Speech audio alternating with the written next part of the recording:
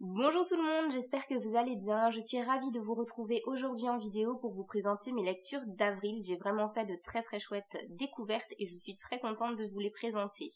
On commence avec le roman de Jean-Paul Didier Laurent. Il s'agit de Le liseur du 6h27 publié chez les éditions Au Diable Vauvert. Je tiens à faire un tout petit aparté en vous précisant que j'aime vraiment beaucoup cette maison d'édition. Je vous la conseille car Au Diable Vauvert propose vraiment des publications de qualité. Alors ici, nous suivons l'histoire de Guylain. Guylain, c'est un homme célibataire qui vit dans un petit studio avec son poisson rouge. Il a une vie un petit peu routinière et on va le suivre notamment pendant son travail. Parce qu'il a un travail un petit peu particulier, Guylain, il bosse pour une entreprise qui détruit les livres. Tous les invendus, en fait, arrivent dans son entreprise et une grosse machine, la Zertor, va les détruire. Et Guylain, son job, c'est de s'occuper de la maintenance de cette machine. Alors Guylain, il n'a pas trop le choix que de travailler dans cette entreprise-là, mais ça lui brise le cœur de voir tous ses livres détruits. Et lorsqu'il s'occupe de la maintenance de la machine et qu'il tombe sur des petits feuillets qui ont échappé au massacre, eh ben il va les prendre. Il va les prendre avec lui pour les sauver. Et ce qui est plutôt sympa dans cette histoire, c'est que on se rend compte que Guylain, eh ben ces petits feuillets, il a envie de leur offrir une seconde vie. Et donc chaque matin, quand il prend le métro pour aller travailler, donc c'est la rame du 6h27 exactement, il s'installe sur un petit strapontin et il va faire la lecture aux gens qui sont dans le wagon avec lui de ces petits feuillets qu'il a réussi à sauver de la gueule de la machine. Donc évidemment ce ne sont pas des romans complets, ce sont juste des petits extraits. D'ailleurs ce ne sont pas que des romans parce qu'il peut tout à fait tomber sur un livre de cuisine et lire la recette d'un bon repas. Et donc voilà, on va le suivre dans ces péripéties-là. J'aurais presque envie de vous en dire encore plus, mais c'est un roman qui est plutôt fin et j'aurais vraiment peur de vous dévoiler trop de choses. Donc je vais m'arrêter là pour le résumé. Moi j'ai trouvé ça assez formidable, cette idée de départ qui est de raconter l'histoire d'une machine qui détruit les livres et qui est finalement un prétexte pour l'auteur pour raconter tout l'amour qu'il leur porte finalement. Et je trouve que c'est quand même assez original et qu'il fallait y penser. C'est assez impressionnant parce que du coup il y a des histoires dans l'histoire puisque l'auteur doit aussi un peu inventer les feuillets qui sont trouvés par Guylain, donc je trouvais que c'était quand même un beau travail d'écriture. Les personnages principaux sont très bien décrits, sont très bien construits, ils sont terriblement attachants et ce que j'ai trouvé aussi assez bien, c'est que même si l'auteur met parfois en avant la bêtise humaine, on a quand même affaire à un roman d'une bienveillance incroyable. Et c'est un roman qui fait beaucoup de bien, qui je pense plaira à tous les amoureux des livres et évidemment je vous le conseille. J'ai ensuite lu cette bande dessinée, il s'agit de Chaussettes, signée par Loïc Clément et illustrée par Anne Montel, publiée chez Delcourt. Cette bande dessinée, elle m'est passée entre les mains à la médiathèque où je travaille, je me suis arrêtée dessus et je ne sais pas pourquoi, je me suis dit que j'avais vraiment envie de la découvrir sans lire le résumé, sans la feuilleter et je l'ai lu effectivement sur un coup de tête et d'une traite. Je l'ai vraiment beaucoup aimé, j'adore le trait des dessins déjà, ça je voulais le dire, mais de manière générale, que ce soit les dessins ou les textes, j'ai trouvé qu'ils étaient d'une douceur incroyable également. C'est aussi une très belle histoire, très bienveillante. Alors là, nous suivons l'histoire de Merlin, un petit garçon. Il a une voisine qui s'appelle Chaussette, qui est une personne âgée et qui vit avec son chien, le corgi. Je précise, c'est un corgi. Bon, moi, c'est mon chien préféré. Je l'adore, je le trouve trop mignon. Et évidemment, je n'étais pas très objective sur ce coup-là, mais ça m'a encore plus plu. Et donc voilà, Merlin fait pas vraiment attention à sa voisine. En fait, sa voisine, c'est une personne âgée qui a un rythme vraiment chaque jour, elle fait un petit peu les mêmes gestes, elle fait les mêmes promenades, elle va aux mêmes endroits. Donc sans qu'il s'en rende compte, il enregistre un petit peu ce que fait la mamie, mais il fait pas plus attention que ça. Et puis un jour, cette mamie va attirer son regard, il va se demander en fait ce qui ne va pas, parce qu'il va se rendre compte que de un, elle n'est pas accompagnée par son chien, et de deux, qu'elle ne fait plus du tout la même chose que ce qu'elle faisait les jours précédents. Et du coup, ça l'intrigue tellement, ce petit Merlin, qu'il va décider de la suivre et d'enquêter. Encore une fois, je vais pas aller plus loin. Je vous laisserai découvrir cette bande dessinée, mais vraiment elle m'a beaucoup plu, elle est classée dans une collection jeunesse parce qu'évidemment c'est adapté pour les enfants dès l'âge de 8 ans, mais je crois encore une fois beaucoup de romans ou de livres jeunesse en général, c'est une BD en l'occurrence, peuvent être abordables à tous les âges, il y a souvent plusieurs niveaux de lecture et pour le coup je crois que cette bande dessinée peut être lue par tout le monde et je pense qu'elle peut toucher aussi les adultes. On va aborder plusieurs thèmes assez sérieux dans cette BD, dont l'intergénération, notamment puisqu'il y a cette relation entre cette personne âgée et ce petit garçon. Il y en a d'autres, mais c'est toujours très bien mené, très gentiment, avec beaucoup de respect, et c'est une bande dessinée qui transmet de très beaux messages, donc je vous la conseille aussi. Ce mois d'avril a décidément été une surprise au niveau de mes lectures puisque ce livre-là non plus, j'avais pas forcément prévu spécialement de lire. J'en ai entendu beaucoup parler, notamment Sita en avait parlé vraiment très très bien. J'avais projeté de lire mais sans plus. En fait, il se trouve que pendant ma pause du midi au travail, je lis. Sauf que là, ma lecture en cours, je l'avais pas sur moi et j'étais bien embêtée. Et du coup, j'ai piqué ce livre au pif un peu sur les rayonnages. Et finalement, il m'a tellement plu, je suis tellement bien entrée dedans que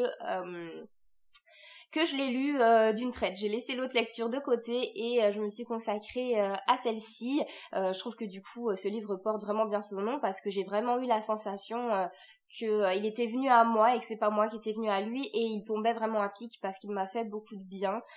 C'est un petit peu le but de ce type de livre. Donc il s'agit de Comme par magie, signé par Elisabeth Gilbert et publié chez Calman Levy. Vous connaissez peut-être Elisabeth Gilbert parce qu'elle a écrit le best-seller Mange Prix M, qui a par ailleurs été adapté au cinéma. Ici, elle nous propose un livre de développement personnel, même si à mon avis, ce livre c'est bien plus que ça. C'est un livre qui parle de la créativité et de l'inspiration et qui va pousser toutes les personnes qui ont envie de se lancer dans un projet quel qu'il soit. Alors évidemment, pour moi, ce livre a une résonance toute particulière parce que je suis actuellement dans un processus d'écriture et qu'Elisabeth Gilbert elle-même est une auteure, donc elle se base beaucoup de son expérience personnelle. Ceci étant dit, je tiens à le préciser, c'est un livre qui encourage toutes les personnes à se lancer dans tous les projets possibles, que ce soit musique, que ce soit se lancer dans une entreprise de fabrication de meubles en bois ou que sais-je encore. C'est un livre qui explique très grossièrement, je vous le fais très vite, que la créativité, elle est partout et que c'est à nous de choisir si on a envie de l'écouter ou pas. Elle est là, elle nous souffle des idées et on les suit ou pas. Elle nous les souffle pendant un moment. Si on ne l'écoute pas, elle va trouver une oreille attentive chez quelqu'un d'autre. Mais bon, ça veut pas dire qu'on a tout perdu parce que d'autres idées vont quand même essayer de venir nous souffler d'autres choses à nos oreilles, etc., etc. Elle personnifie un petit peu la créativité comme si c'était quelque chose qui vivait un petit peu autour de nous de manière invisible. Dit comme ça, peut-être que ça paraît bizarre, mais c'est vrai que quand on le lit, c'est très très parlant.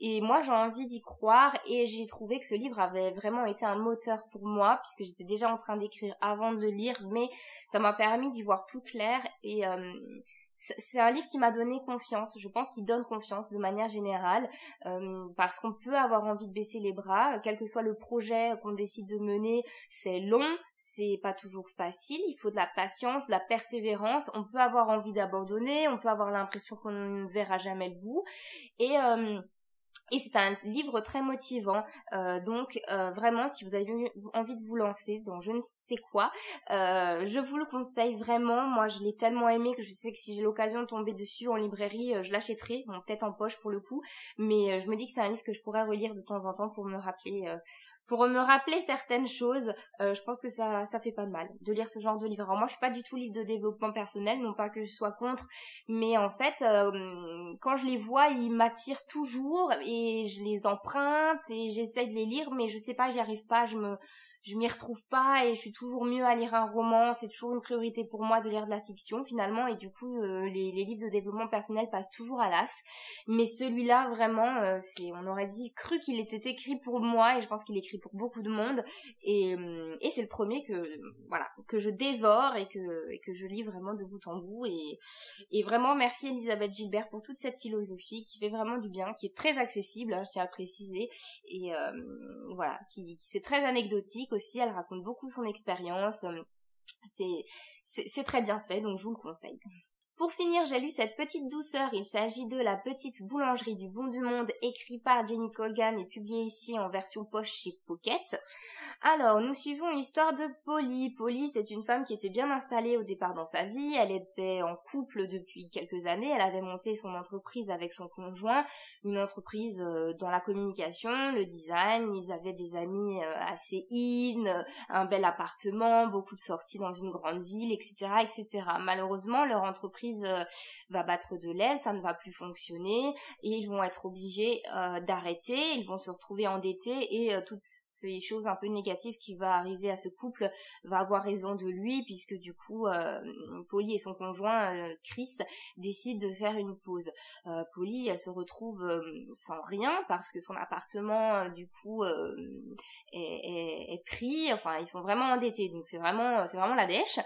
Et finalement elle décide d'aller se trouver une petite location sur une île des Cornouailles où le loyer évidemment est en conséquence de ses faibles revenus, mais c'est un petit peu le cauchemar parce que pour quelqu'un qui a vécu en ville et qui a toujours vécu dans un certain confort, c'est un petit peu juste l'inverse de se retrouver sur une île qui est parfois coupée du monde quand la marée est haute, où il n'y a très peu de connexion internet, où elle se retrouve dans une espèce d'appartement qui fuit avec le toit un peu, enfin tout est délabré en fait. Le toit, il y a des trous, c'est assez cauchemardesque, hein. Je pense même pour quelqu'un qui n'a pas vécu dans le luxe, je pense que ça ferait bizarre quand même à plus d'une personne. Elle se retrouve là, elle galère. Alors déjà, elle prend du temps pour elle, hein, pour faire le point sur sa vie. Et puis, elle a une passion depuis toujours, c'est faire du pain. Et donc elle recommence à en faire pour se remettre un peu les idées en place et en fait on va très vite dans le village savoir qu'elle fait du pain et du très bon pain de surcroît, ce qui est un petit peu une révélation pour tous les habitants de cette île parce qu'il y a une seule boulangerie sur cette île tenue par une dame assez détestable, pas très sympathique et qui en plus de ça ne le fait pas elle-même, fait venir du pain industriel assez dégoûtant. Voilà. Et ça c'est drôle parce que le livre va commencer comme ça où il va y avoir une espèce de petite contrebande de pain puisque les gens vont venir acheter discrètement leur pain chez Polly. Et à partir de là, voilà, il va se passer pas mal de péripéties sur cette petite île du bout du monde et dans cette boulangerie du bout du monde. Et j'ai trouvé que c'était une lecture très agréable parce que très doudou, qui fait du bien au moral. Alors j'ai pas trouvé ça transcendant non plus dans le sens où j'ai trouvé que la plume était parfois maladroite. Alors je n'ai pas cherché, honte à moi. Peut-être qu'il s'agit d'un premier roman de l'auteur. Je me posais la question parce que vraiment il y a quelques petites maladresses et en même temps qu'on pardonne assez facilement parce que le livre par ailleurs est très sympa. Enfin je veux dire l'histoire en tout cas est très sympa. Au sujet de l'histoire, il y a certaines péripéties qui paraissent légèrement grotesques, caricaturées, voilà. Mais ça passe et on suit avec plaisir Polly et son évolution dans la vie. Il y a un petit message quand même qui est assez sous-jacent dans ce livre, qui est évidemment arrêtez d'avoir les yeux rivés sur vos écrans et profitez de la vie. Mais au-delà de ça, c'est pas du tout une leçon de morale non plus. C'est un livre à croquer quand on a peut-être une baisse de régime et qu'on a besoin de se mettre du baume au cœur.